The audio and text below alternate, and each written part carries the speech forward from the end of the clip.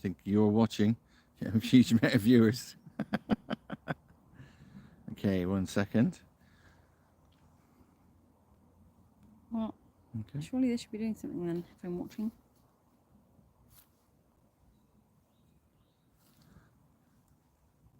So, if you're joining us later, or if you're going to catch up at some point, welcome. This is one of 2 live streams where we're out walking. I'm just going to turn you around so you can see us. Oh, there you go. Oh, blimey. I need extra long arms. Ooh. Oh. Soz. Okay. Hi. Can I change? I don't know if I can change the camera. I don't think I can. And the gimbal's not behaving itself. 1 second. Obviously. There we go. I'm not sure what I'm doing here. I thought I was watching our live, but... Hey ho, we're live. See if you can click on the 7 p.m. one. Is it there? I got it. No, that's not it. No. It'd be one of the top 2. The 7 p.m. one. It's there. There you go. Oh, it's just lagging. Right. Okay. Oh, we go. Yeah, we're on. Hi. I've just got a gimbal, so I really need long arms rather than the usual selfie stick we've got. So yeah, welcome Hi. to. I feel like I'm a floating head. I know. Yeah. Sorry. There you go. Is that better? Slightly better. It's the gimbal's moving around, Kit. So behave yourself. What could go wrong? Why did you choose to I go said. with the gimbal tonight?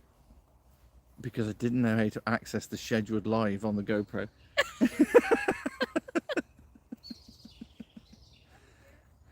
There's the doggo. Hello. No. We're fine. We're fine. Just us 2 dorks in the woods. Hello. Hi.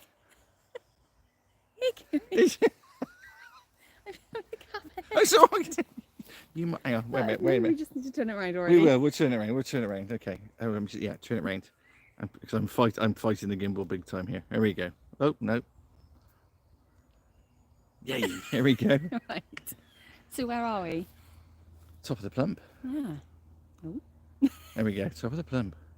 So some of you will know the area. What's our intention? Our intention is to share the a very quick outline of what perhaps a forest bathing experience is, and if I'm just seeing if I can see any comments. We've got some people who've joined us, but I don't know if I can actually. If I've got to put a setting here to see comments.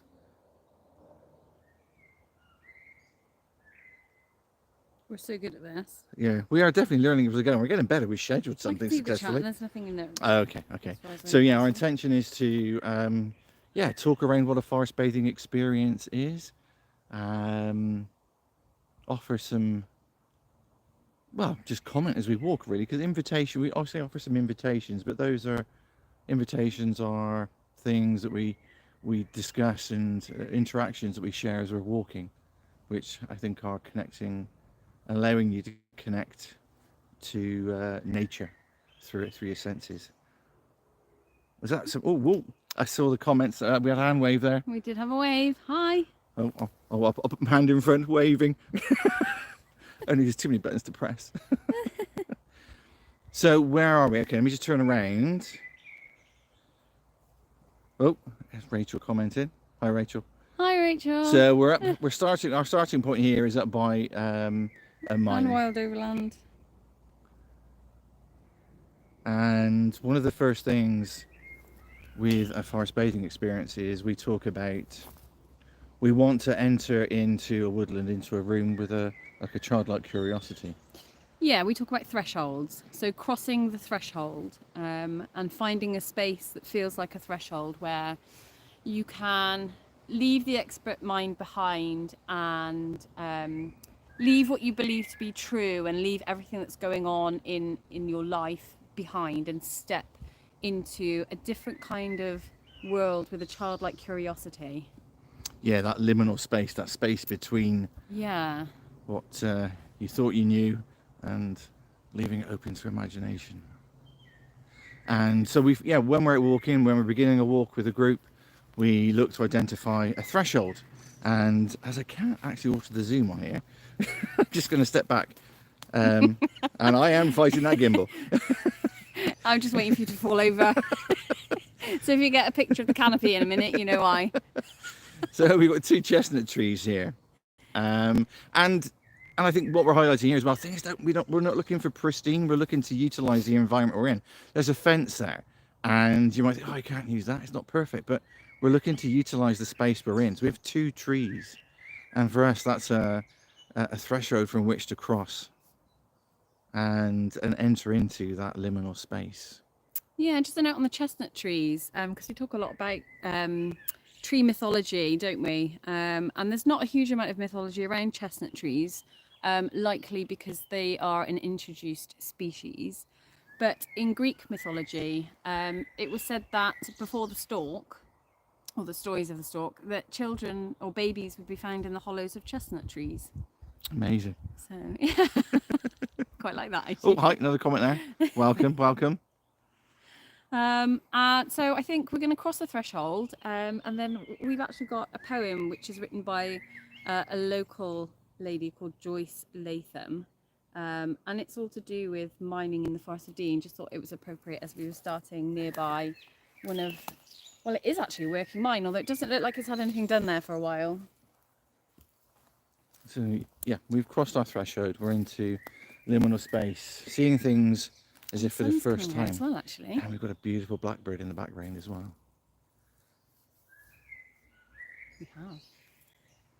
Okay. The Long Search by Joyce Latham. Deep in the depths of a derelict mine, where day becomes night and the sun cannot shine, mouldering pit props decay in the gloom, and silence lies brooding round that ancient tomb. Yet somehow I know if I go there I'll find echoes from life's passing, souls left behind. Away in the distance, men's voices I'll hear. Then small points of light in the dark will appear, with tramping of boots and the snatch of a song, as yesteryear's miners come marching along. Their safety lamps shine on the crumbling wall, but men passing by leave no shadow at all. Like will-o'-the-wisps they move without trace, eager to start one more shift at the face. Then silence descends like a curtain once more, until down the drum road I hear the trucks roar. Black tunnels vibrate as each convoy clanks by, yet though I look hard, never one I can spy. Machinery rusts where abandoned it stands, perhaps now attended by skeleton hands. Out here in the sunshine I shiver with cold, when I think of the miners' long search for black gold. Our coal tips are levelled, our miners have gone, but maybe, just maybe, down there they live on. Wow. And what I love about sharing, I guess, poetry, local or otherwise, is then almost in that space where you're leaving your imagination to connect with the words and the space we're in. So I hope you enjoyed that. Again, who was the local? Joyce Latham. Joyce Latham. Yeah.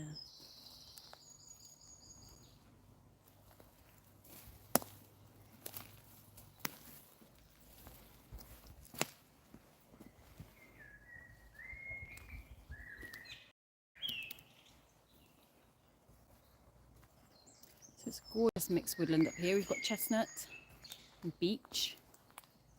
A lot of beech, actually. Queen of the forest. Associated with wisdom.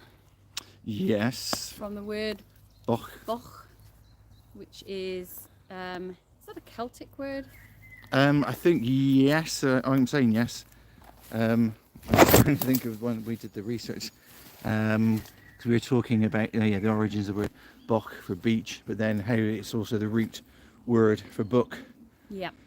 Because they would use slices of beech to record written words on. Feminine energy, and this time of year, that stunning, vibrant lime green colour of the leaves. It really is. In fact, I just caught that back there. Just that how the sunlight comes through the leaves. It's just magical. I think we're so blessed to be based here in the Forest of Dean, offering these experiences.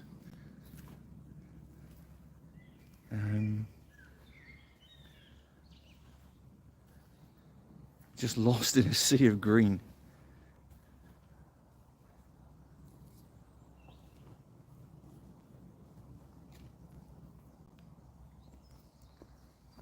But with this mixed environment of different trees, you get the different canopy, you get the different textures. Yeah, if you look at even this group of trees here. We would if I could operate the gimbal. Apologies. We're still learning. So the mossy, smooth beach. That is amazing. And I forget the term now of how you can you put characters into what you see. But I mean, just all of these scrapes, these bruises, these knocks, how they bring life and character. Is it worth talking about actually this sort of chunky ring of bark that's been put down? The scar. The tree's been damaged. So when a tree is damaged, either because we get a lot of squirrel attacks around here, or a limb falls, then a sign of a healthy tree is when it moves then to seal off the open and exposed ends to preserve itself. And so you get this ring of, for one of words, scar tissue. Oh, hi Guy. We've got Rachel and Guy. Hi Guy. Yeah, and it's what's really interesting. We were out recently on one of our walks that we were offering, and we saw a tree stump which had been cut down many years ago, but it had that same ring, that scar tissue around the top, and it can only do that if it's being fed nutrients by the tree next to it, or the trees surrounding. Yeah, it just goes to show how trees live in communities and support one another and send nutrients to trees in their group that need it. So yeah, that was pretty special. So if you're out with us ever on a walk over near Spruce Ride, the Speech House, then yeah, remind me. We can point that out. It's pretty spectacular. But also in the background there was the Scots pine. Such different texture. Love a Scots pine. So our Scots pines are really special because they give us greater benefits than Scots pines based in other countries. They do, and I'm not going to try and... So we were attending just amazing, I don't know, scaly, flaky, I don't know, it's just, there's something almost like structural and yeah. So yeah, Scots pine, one of the healthiest trees to be around on a summer's day, warm.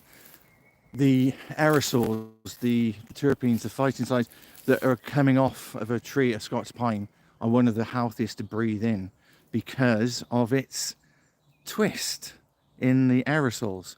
And now I'm going to get... aerosols will, from a Scots pine, twist left or right depending on which hemisphere they're in, northern or not. And here in the UK, it integrates into the body easier. So if you're near a Scots pine on a nice warm day, just pause. Chemistry lesson. Yeah, I'll look it up. But there's an amazing lady called Diana Beresford Kruger. She's got a couple of films out on some of the streaming channels where she talks about the world of trees, immersing in her life from growing up in a Celtic tradition, and her then journey into being a scientist, and now living in Canada, and spending her life using science to prove and document the health benefits of being in and around trees and nature, as well as a lot of other things that are credited to her as well. Don't want to take that away, but she's got an amazing encyclopedic knowledge, lived experience of being trained in the Celtic traditions. So the Scots pine would have been a marker tree in the landscape originally, I guess because they grow so tall. And in the Highlands, they mark burial places of warriors, heroes, and chieftains. Oh wow. Yeah, they definitely are. They're definitely distinct. Oh, hang on a minute. What? No, it's just because I've just read that legend has it that the Reverend Robert Kirk was abducted by fairies in 1692, and his spirit is said to remain in this ancient tree. I was just pondering on being abducted by fairies right now. Okay. I've not seen any fairy rings. I don't know Nothing of any. sinister, don't worry. But I've been told it's PG today. You have been told it's PG today.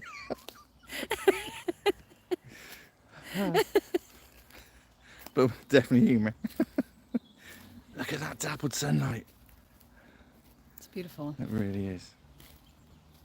It was actually super cloudy when I drove up here, so I was like, oh, we're not going to get a lot of really nice light, but it's actually come out. It is pretty spectacular.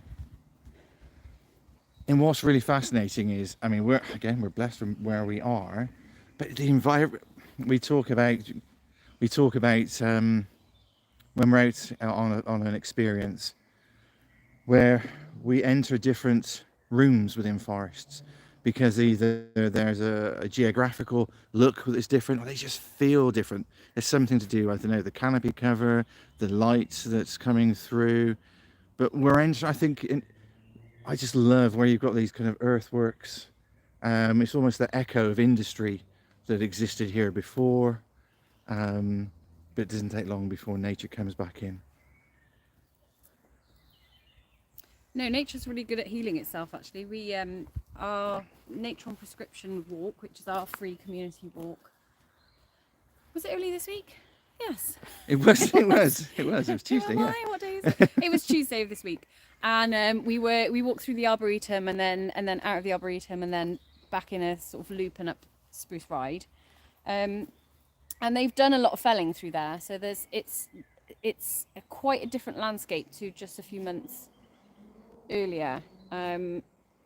But because we walk in these spaces quite often, it's we often see places that they've gone in and felled, and it's quite devastating to start with, but actually it doesn't ever take long for the forest to kind of recover itself.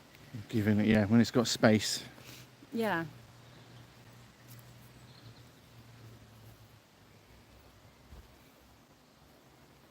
What I find fascinating about these beech leaves. We're going to talk about beech leaves. I knew we go as I'm saying it. Yeah, okay. You can talk about beech leaves in a minute. But is how they've got that now that they've took on that structure and firmness. Is how they almost look like a sheet of corrugated iron. They're quite smooth and shiny, aren't they? As opposed to when they're fresh, and they're very soft and almost fuzzy, aren't they? And edible and palatable. Do they taste nice? Not in my experience, no. Maybe that means I actually need it. But they go through an amazing transformation, and you can still see just here almost that the cover of where the leaf is emerged from. Because to me, they're like they're almost like a cocoon where a butterfly is emerging from, where they unfurl. It's like the wings of a butterfly or a moth, which are gaining their structure over time. And that's what I see in the transition of a beech leaf. And again, I think we're blessed because we run these experiences frequently, that we get to do that observation through our invitations, where we're walking slowly and mindfully through the environment, and we do leave space for peace, but I guess we're giving a little bit of extra commentary now. And I think we experience and witness so much, but without assumption that we've witnessed and seen it all, because that's when I think that's when the surprises happen, because it's just going. I did see it. And there's a close-up of the soil. Yeah. And we've had that because it's been wet, it's been dry. It's just been wet. But when it's been dry, I'm just going to try and emphasize, talk about the kind of different fragrances. Oh wow, yeah. Petrichor, which is the smell you get from the forest floor There is some You love moss. your fancy words, don't you? Oh yeah, I've got the one stash, don't worry. But it's interesting whether it's just because of the coloration here picking up on the camera, It is pretty vibrant. how vibrant that green is picking up through the lens of the camera. But it's just so magical. Green is in the middle of our visible spectrum. It's the colour we can see the most shades of, isn't it? Yeah. Is it over 5,000? Oh, I was going to say there's many thousand shades. Let's put it that way. Feel free to, if somebody knows, feel free to correct us. But yeah, in the middle of our visible spectrum, we can distinguish many shades of green. And we talk about how it was important to us because we've been in nature for so long as a human species that we grew up in and around. Every season, every month, every week, even things are changing, and now we've got the bracken emerging with vengeance, which is now followed on. Andrew's doing his best to kill it off. So we've got these wonderful microphones that are very sensitive, so they pick up fluid movement and things like that in trees. You can listen to ants' nests, and you can listen to trees and plants and grass, and it's incredible. It's quite a magical experience actually, and we do walks where we listen to these. Yeah. And you were out the other day, and you managed to clamp one onto the top of a piece of bracken, I do believe. So yeah, so I used a small clamp to place, I don't know, clamp the microphones on top of a piece of bracken, listening to that flow of fluid and nutrients within the water, the sour walls, and it suddenly got exceptionally loud, and then went to nothing. And then when looking at the microphones, the clamp was too strong and it had crushed the top of the fern. Andrew was basically listening to the dying breaths of the fern, although Forestry England were quite pleased to hear that he was doing. Feel free to distinguish the fern. I'm intrigued to whether or not we can. There's something quite magical with. Are you going off piste? I was just about to say, I don't know if where we're going right now, whether there's enough fern close by to kind of like go amongst the fern. I think we can. Okay. What, here now? We're just down here. No, here now.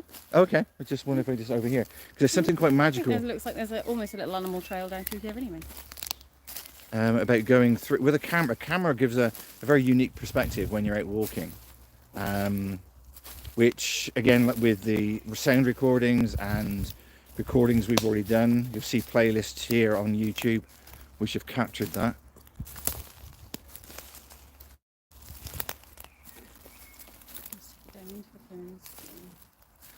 I can if I can drive the gimbal.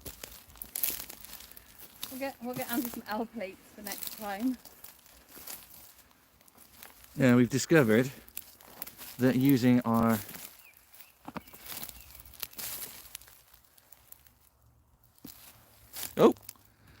it's just decided to give up on me.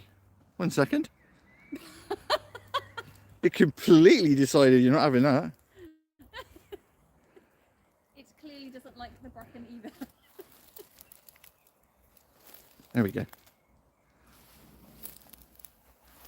But I think it's just something magical about using the camera to do close-ups and experience, again, a different perspective of the environment around us.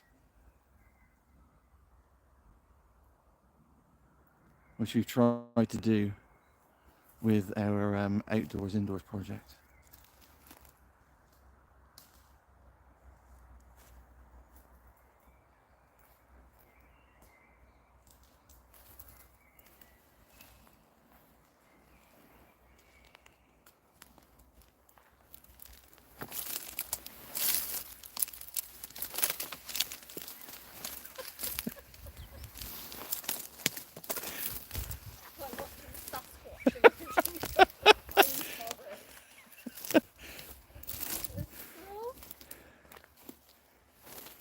Oh, say again. I said, do you think this is squirrel?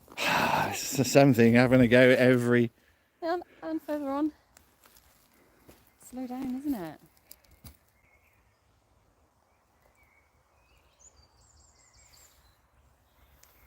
I think it sounds quite nice to have a listen to some birds down through here. Oh yeah, you need smelly vision.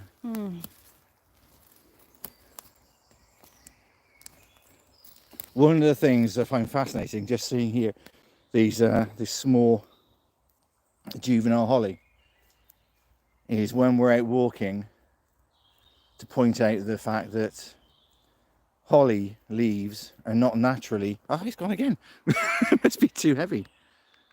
Holly leaves are not naturally spiky.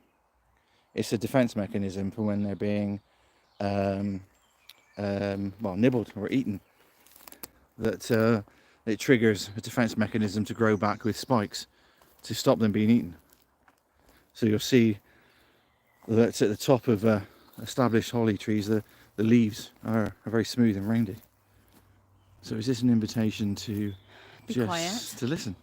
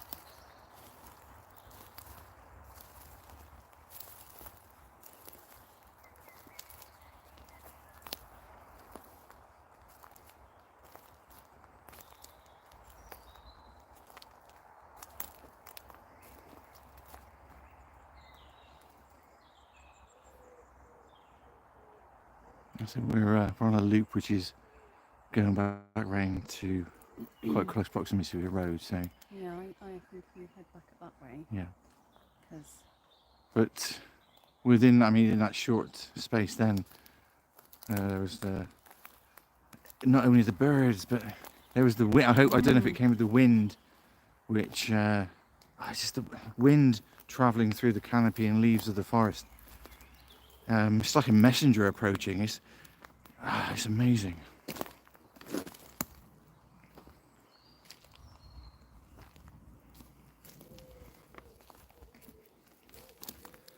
Just noticed we're coming up to half an hour. yeah, that went really quick. Really quickly.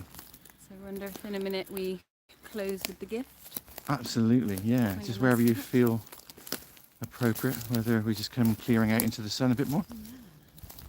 We're drawn over here. Yeah.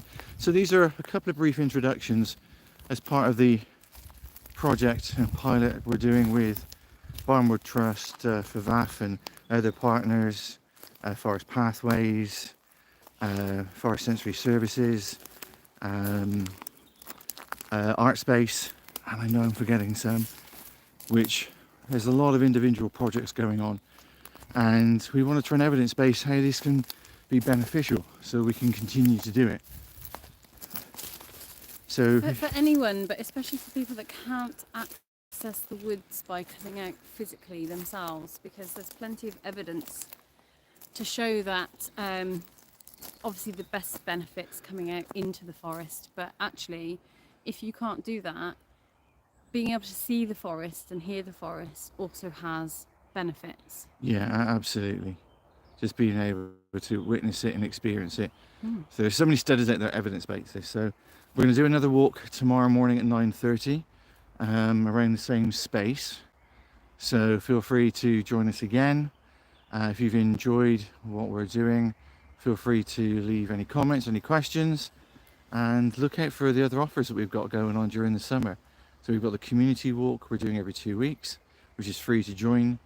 We're doing more secret sound walks, and we're doing more dedicated forest bathing experiences throughout the summer too. So we'll close then with a poem by Mary Oliver, and it's called The Gift. Be still, my soul, and steadfast. Earth and heaven both are still watching, though time is draining from the clock, and your walk that was confident and quick has become slow. So be slow if you must, but let the heart still play its true part. Love still as once you loved, deeply and without patience. Let God and the world know you are grateful that the gift has been given. Beautiful. Okay, I'm just going to see if I can develop some long arms. Oh, there we are. Am I going to be floating head? Yeah, there you go. Almost. I'll practice. I need to like stand Yeah, back. yeah, you say, I can't hit the gimbal. I'll see if I can get you. I can see if I get the GoPro going tomorrow. Thanks for joining us. Yeah, thanks for joining us. And I've also just discovered I had no idea how to end the live stream. So we'll still be here tomorrow morning Bear with us. live. Thank We won't you. have gone home. Bye.